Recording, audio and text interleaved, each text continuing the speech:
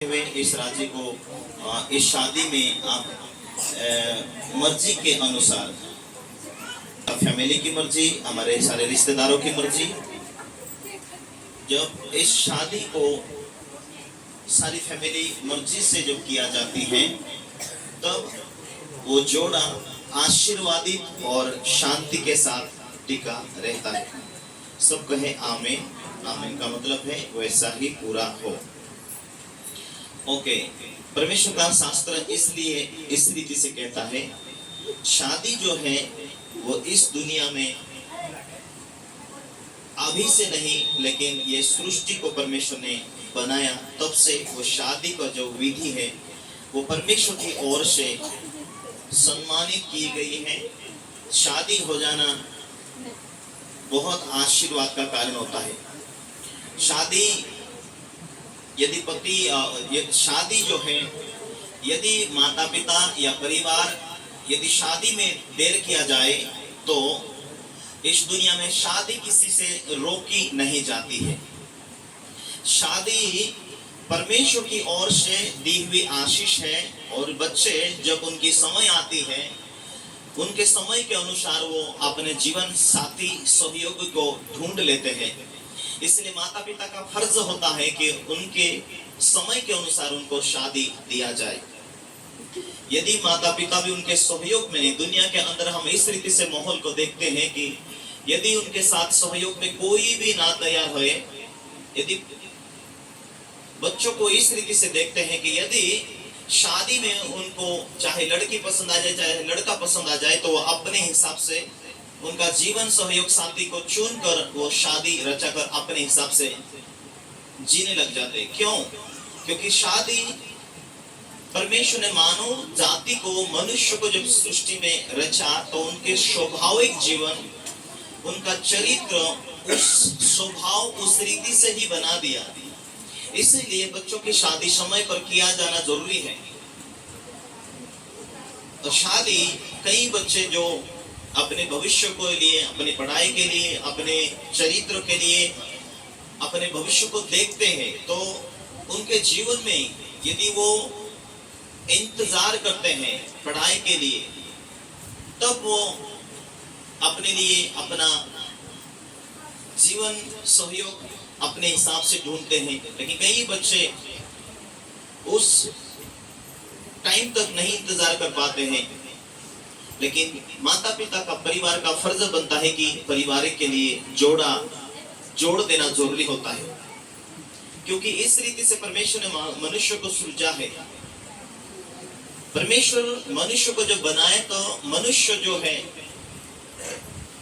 परमेश्वर ने पहला व्यक्ति इस पृथ्वी के ऊपर बना, उसका नाम आदम था। यानी कि सारी मानव जाति का आदि मानव, उसे परमेश्वर ने नाम दिया आदम। जब परमेश्वर ने सृष्टि को रचा तो परमेश्वर ने मनुष्य को, आदम को बनाकर उसे इस पृथ्वी के ऊपर अधिकार दिया। वो अकेला था। जब हम बाइबल को पढ़ते हैं तब शास्त्र के अनुसार हमें बाइबल इस रीति से कहती है। फिर परमेश्वर ने कहा, उत्पत्ति का किताब 1 अध्याय उसके 26 में, फिर परमेश्वर ने कहा, हम मनुष्य को अपने ही स्वरूप के अनुसार अपनी समानता में बनाए ताकि वो इस दुनिया के ऊपर हर एक वस्तु पर, हर एक जीव जंतु के ऊपर अधिकार रखे। तब परमेश्वर ने मनुष्य को अपने स्वरूप के अनुसार उत्पन्न किया। अपने ही स्वरूप के अनुसार परमेश्वर ने उत्पन्न किया, नर और नारी करके उसने मनुष्य की सृष्टि की। और परमेश्वर ने उनको आशीष दी और उनसे कहा, फूलो फूलो पृथ्वी में भर जाओ और उन्हें अपने वश में कर लो। परमेश्वर ने जब इंसान को इस दुनिया के अंदर बनाया तो परमेश्वर ने उसे जवानी के रूप में बनाया। और जवानी के रूप में बनाने के बाद में परमेश्वर ने इस धरती के ऊपर सारे जीव जंतु के ऊपर नाम रखने के लिए बनाकर परमेश्वर ने देखा कि उसके लिए सहायक कोई मेच नहीं खा रहा, मेल खाए ऐसा नहीं। फिर परमेश्वर ने आदम को सुला दिया, उसके पसली निकाल दिया, दावे बाजू की पसली निकालकर उसमें श्वास, उसमें मांस भर के, श्वास भर के उसे जीवित किया। फिर परमेश्वर ने आदम के पास में जो उसमें से निकाल कर, उसकी हड्डी में से हड्डी, उसका मांस में से मांस निकाल कर बना दिया उसके जीवन साथी, स्त्री को बना दिया। और परमेश्वर उसके पास लेकर आया तो परमेश्वर ने उससे उसके सामने लेकर आया। तब आदम ने उसे पहचाना, ये तो मेरे मांस में का मांस, मेरी हड्डी में का हड्डी, ये तो पुरुष में से निकाला गया एक अंग है जो स्त्री है। और वो पति उसी दिन से परमेश्वर ने उन्हें जोड़ दिया कि वो अब दो नहीं पर एक तन रहने लगे। इस पृथ्वी के ऊपर पहला व्यक्ति को परमेश्वर ने आदम हवा को बनाकर उन्हें कहा, फलो फूलो पृथ्वी भर जाओ। उन्हीं को परमेश्वर ने आशीष दिया कि तुम्हारे द्वारा आप पृथ्वी के ऊपर मानव जाति जन्म लेगा, मानव जाति पैदा होगा। तब उन्हें जवानी के रूप में परमेश्वर ने बनाकर उन्हें मिला दिया और परमेश्वर ने बरकत दिया, आशीष दिया, फलो फूलो पृथ्वी भर जाओ। तो इस धरती के ऊपर पहली शादी को परमेश्वर ने रचा। पहली शादी को परमेश्वर ने ही उनको दोनों जोड़े को बनाकर आशीर्वादित किया। यही पहली परमेश्वर की आशीष थी, फलो फूलो पृथ्वी भर जाओ। तो शादी पहली इस दुनिया में परमेश्वर ने बना कर दिया आदम हवा के ऊपर। इसका मतलब है कि परमेश्वर शादी को आशीर्वादित किया। शादी हो जाना ये परमेश्वर की ओर से आशीर्वादित है। इसीलिए जब हम बाइबल शास्त्र देखते हैं तो परमेश्वर ने मनुष्य के लिए एक ही स्त्री को बनाया।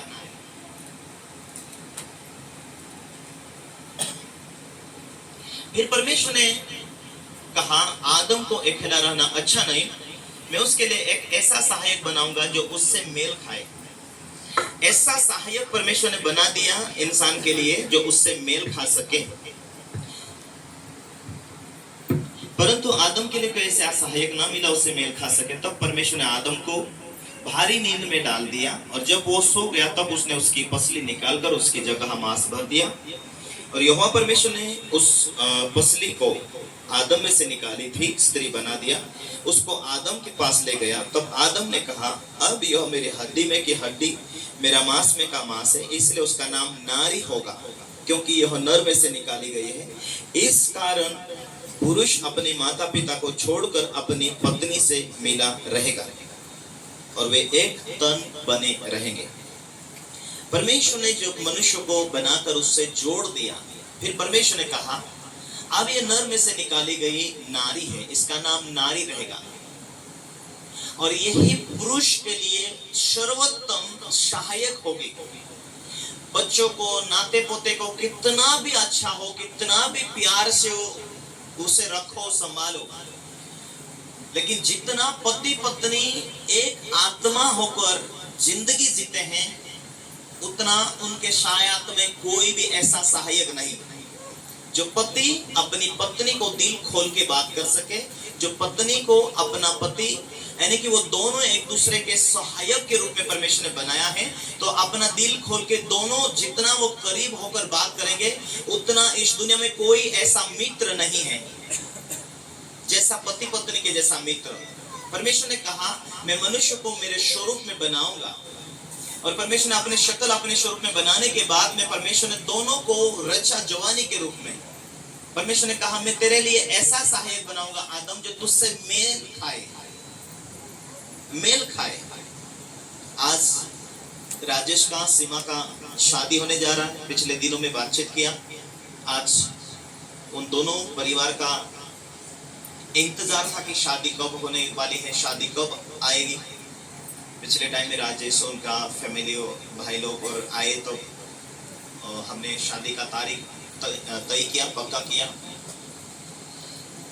और इन दिनों में बहुत जगह शादी चल रही। मैं आज तक देखा हूँ कि मैं जहाँ भी शादी की शिक्षा दिया, प्रार्थना किया, वचनों के द्वारा, शिक्षा के द्वारा, वो जोड़े आज तक बने हुए। कई बार मेरे से उम्र में ज्यादा लोगों को मैंने देखा, मेरे से ज्यादा वाले उम्र के लोगों को मैंने शादी करके दिया, वो भी आज टिके हुए हैं। शादी करोड़ों रुपए लगा देना वो उतनी शादी नहीं। शादी यदि कोई ना भी आए, माता पिता ने आशीर्वाद दिया, वो शादी लास्ट तक टिकी रहे और उन जोड़ों के ऊपर उनका प्रेम बना रहे, उनके जीवन में शांति रहे, वो एक तन होकर जिंदगी जीने लगे, वो एक बरकत भरी शादी है। क्योंकि ऐसी शादी में परमेश्वर की मर्जी है, ऐसी शादी में परमेश्वर की खुशी है। क्योंकि परमेश्वर का वचन कहता है, जिससे परमेश्वर ने जोड़ा उससे मनुष्य अलग ना करे। आज हम सभी ने हाथ उठाकर कहा है लड़की बहुत अच्छी है, लड़का बहुत अच्छा है, रिश्ता बहुत अच्छा, सारी बातें। काल उठ के हम ये ना कहें लड़की का अच्छा स्वभाव नहीं, लड़के का स्वभाव अच्छा नहीं। आज के बाद ऐसा ना माता पिता कहे, ना परिवार कहे, ना रिश्तेदार कहे। क्यों? क्योंकि परमेश्वर का इच्छा ये है कि यदि वो पति पत्नी राजी है तो उनकी शादी हो जाए, वो एक मन होकर जिए, वो एक तन होकर जिए। माता पिता उन्हें आशीष देना चाहे, बच्चों फलो फलो पृथ्वी भर जाओ, परमेश्वर की बरकत तुम्हारे जीवन में रहे, परमेश्वर तुम्हारे जीवन में रास्ते खोले, परमेश्वर तुम्हारे जीवन को सुखाल बनाए, तुम्हारी हर जरूरत को पूरा करे। जब शादी होती तो खुशी खुशी से होती है, लेकिन जब उनके बीच में छोटी छोटी बातों के लिए क्षमा ना होती, माफ नहीं कर पाते कई बार, तो दीवारें बनती है, क्रोध की दीवारें बनती है, उस कारण शादी टूटती है। बहू अच्छी नहीं है, दामाद अच्छा नहीं, बेटा अच्छा नहीं है, ऐसा कभी नहीं होना चाहिए, क्योंकि ये जिंदगी में हम एक बार इस दुनिया के अंदर आए हैं। परमेश्वर का वचन कहता है परमेश्वर जिसे जोड़ा मनुष्य अलग ना करे, और परमेश्वर का वचन में लिखा है कि परमेश्वर एक दिन ये दुनिया में छोड़कर, ये शरीर जीवन हम छोड़कर, हमारी आत्मा जब स्वर्ग में जाएगी तो परमेश्वर का वचन को अनुसार हमने जीवन बिताया है, तब हम परमेश्वर के राज्य में पहुंचेंगे। ये शास्त्र इस रीति से कहता है। इसीलिए शादी एक बार जुड़ जाए तो एक दूसरों को माफ करने वाला बनकर जिंदगी को लेकर चलना होता आगे।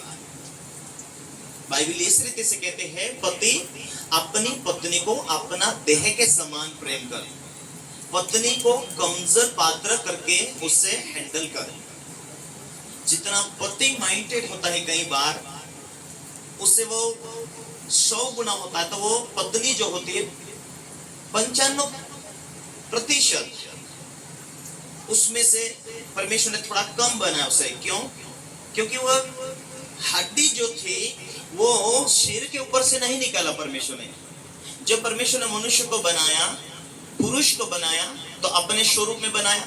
स्त्री को बनाया तो परमेश्वर ने उसकी एक पसली निकाला और पसली में मांस भर के अपनी श्वास देकर तो उसे जीवित किया। लेकिन नारी जो है वो पति उससे अपना जीवन साथी, अपना जीवन सहायक, यानी कि उसका दर्द के अंदर उसे साथ लेकर चलना, या उसे समझाना, या उसे प्रेम करना, ये बातें दर्शाती है। हमेशा अपने जीवन का सहयोग के रूप में मानना, ये बातें दर्शाती है। इसीलिए परमेश्वर का वचन कहता है, जिसे परमेश्वर ने जोड़ा उसे मनुष्य अलग ना करे। परमेश्वर ने मनुष्य के लिए स्त्री को खास सहायक के रूप में बनाया है। हमेशा वो हेल्पगार होती है। जिस परिवार में पति पत्नी एक मन होकर व्यवसाय करेंगे, एक दूसरे को हिम्मत देंगे, नहीं, परमेश्वर मार्गों खोलेगा, हमारे मेहनत के ऊपर बरकत देगा, हमें हारना नहीं चाहिए। जब हमारी शादी हुई और शादी के समय में मेरा पिताजी बहुत वेशन करते थे और खेती के अंदर फसल अच्छी नहीं थी, हम थक चुके थे जीवन में, और मैं कई बार सोचता था कि माता पिता तो मुझे प्रेम नहीं करते हैं, तो मैं, और बच्चे थे छोटे छोटे, और बाप का बेटा मैं अकेला था, बहनों की शादी हो गई। कई बार मैं सोचता था कि मेरा माता पिता तो वेशन करते हैं, मेरी जिंदगी तो ऐसे बर्बाद हो जा रही, अब मैं कहीं ना कहीं एक्सीडेंट होके मर जाऊं या कहीं आत्महत्या कर लो। इस रीति से 6-7 साल तक वेशन में रहा, और जब परिवार बहुत गालियां देते थे तो अक्सर मेरी पत्नी बहुत रोती थी।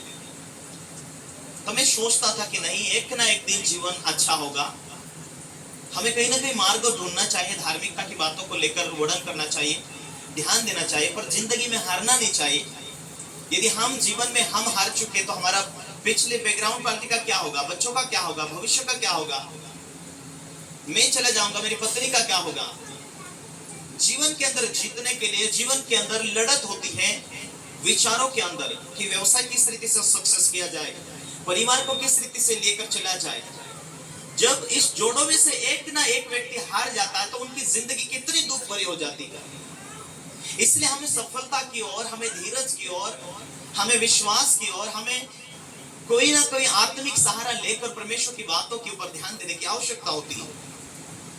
मैं मेरे जीवन साथी को कहता था कि नहीं, एक ना एक दिन हम अच्छा जीवन जिएंगे, थोड़े दिन के लिए दर्द है, आगे हम भविष्य अच्छा बनाएंगे, मेहनत करेंगे, अभी हमें परमेश्वर मिल गया है, मैं लाइफ में वेशन गुटका कुछ भी नहीं रहेगा मेरे जीवन में।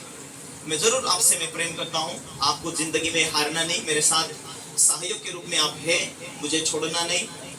इस रीति से मैं उसे हिम्मत देता था, कई बार वो मुझे हिम्मत देते थे। उस रीति से हम पति पत्नी एक दूसरे से सहायक होने के नाते जीवन के अंदर कई बार पति के जीवन में निराशा आती, कई बार पत्नी के जीवन में निराशा आती, एक दूसरे के सहायक हैं। जब दोनों में से कोई ना कोई हार जाता है तो जिंदगी थकने लग जाती है, फिर दोष लगाते तो वो काई खरा नहीं दिसून राहिलं। जब एक दूसरे दोनों में से कोई ना कोई हार जाता तो परिवार को हैंडल नहीं कर पाता। इस रीति से जीवन में क्षमा याचना, दया और भविष्य के लिए सोचना चाहिए कि परमेश्वर है हमारे साथ तो हम क्यों हारे। मैं विश्वासी लोगों, धार्मिक लोगों से बात कर रहा हूं। परमेश्वर सफलता देने के लिए स्वर्ग छोड़कर इंसान बनकर, यीशु बनकर आया, हमारे मानव जाति के पापों को मिटाने के लिए क्रूस के पर बलिदान हुआ और उसने कहा कि मैं मौत को हराकर जीवित हो चुका, मैं स्वर्ग छोड़कर दुनिया में आया था, मैं वापस जा रहा हूं, पर मेरी आत्मा तुम्हारे बीच में है। तू आशा करेगा मैं तेरे साथ रहूंगा, तू जब भी पुकारेगा मैं तुझे सफल करूंगा।